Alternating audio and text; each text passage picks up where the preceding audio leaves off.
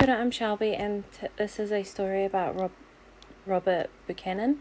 Born in Nova Scotia in 1862, Dr. Robert Buchanan qualified to practice medicine at Edinburgh University in Scotland before crossing the Atlantic, where he opened his practice at 267 11th Street, New York, 1886. Despite spending virtually all of his spare time in bars and brothels, he managed to maintain a successful practice.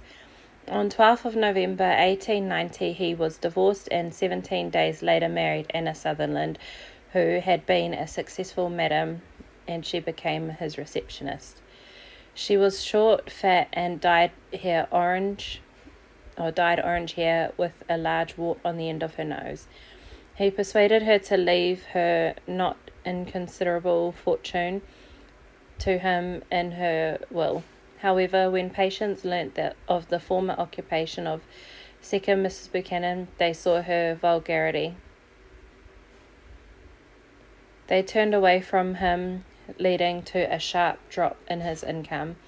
On 21st of April 1892, Dr. Buchanan announced he was going to be travelling alone to Scotland, but 4 days before his departure he cancelled because his wife was suddenly fallen ill. Buchanan called 2 other doctors in to treat his wife, but she died of a cerebral hemorrhage. 3 weeks later, Buchanan remarried his first wife, Helen, in Nova Scotia, and also inherited $50,000 from his second wife.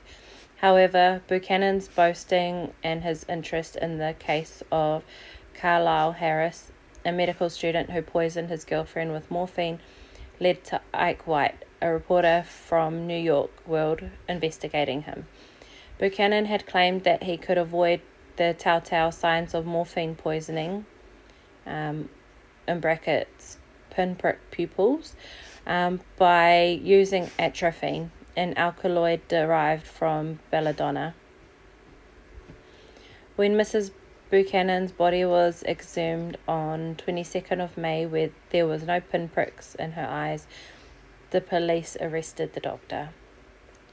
The aftermath of this ordeal was Buchanan's trial on 20th of March 1893 at New York before Judge E.C. Smith. It was one of the first trials to be fought almost exclusively on forensic science testimony.